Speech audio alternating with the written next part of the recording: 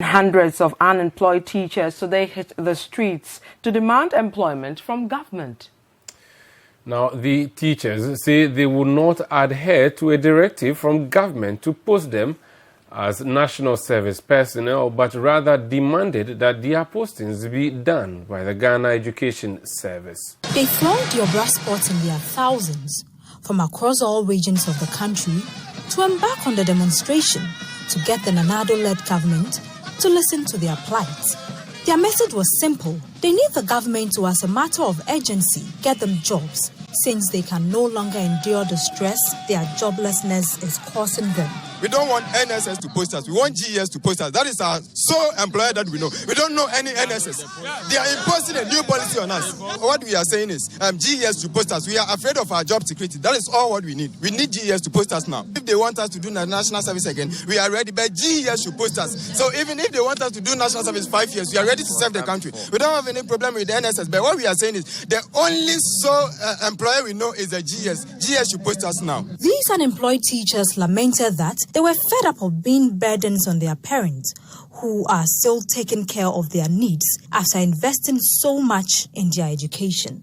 We are at home and our parents are still feeding us. What do you expect our parents to think of us? The government told us that when he comes to power, we are going to enjoy better conditions of service. And this is a case where we are experiencing different things altogether. Let's go to the minority in Parliament, because they are also making demands. They want an immediate publication of the Justice Brobbey Commission report on the creation of new regions. Now, according to the minority leader, Aruna Idrisu, it is in the interest of transparency for the recommendations and other details of the Commission's report to be made public. Now, the Justice Brobbey Commission report was set up to look into the requests for the creation of new regions and has presented its report to government. There's more in this report. Has already begun rolling out the process for the referendum to decide whether or not 6 new regions should be created. The Justice Brobbey Commission was set up by government to look into the concerns for the creation of the new regions. But the minority believes the report of the commission must be made public.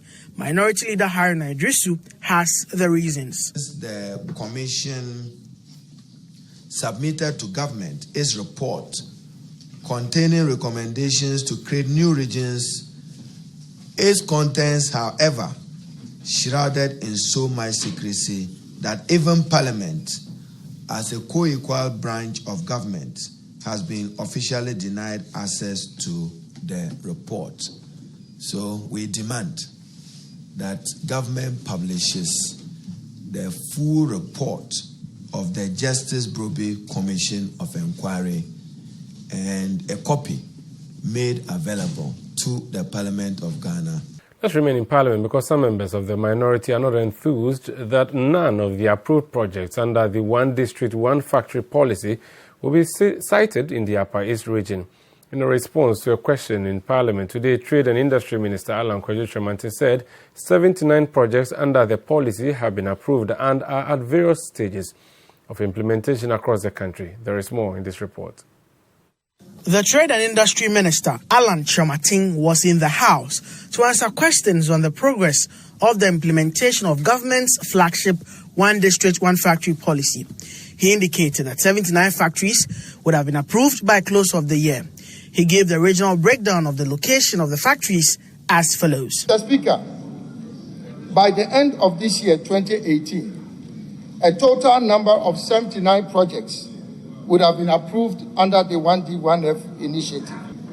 Now, Mr. Speaker, on record now we have 13 projects in Ashanti, 22 in Greater Accra, 13 in Brongafo, 8 in Central, 14 in Eastern Region, 1 in Western Region, 1 in Volta, 6 in Northern, 1 in Upper West.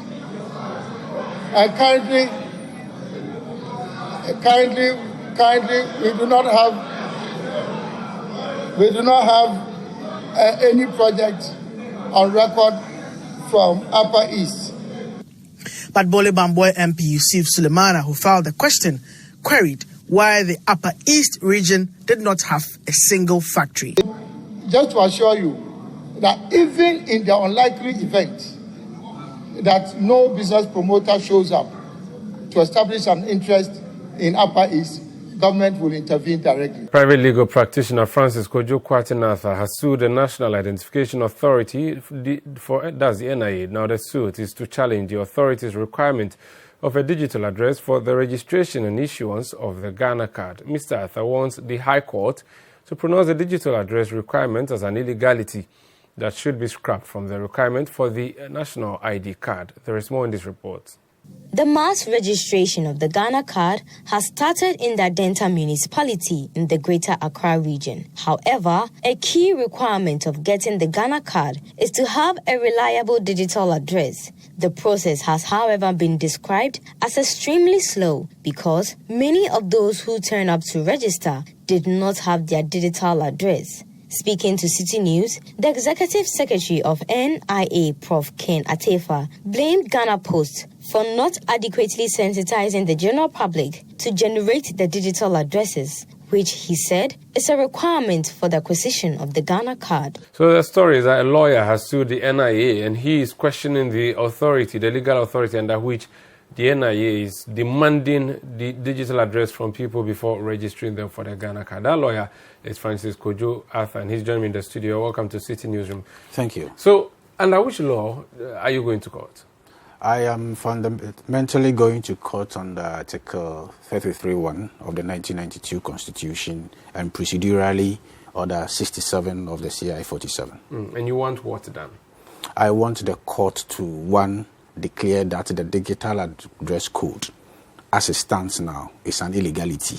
The code itself, not the requirement of the code. The code itself. So asking people to, generate these codes for their homes and businesses is an illegality. That's what you're saying. That is what that is. There is no principal enactment operationalizing it.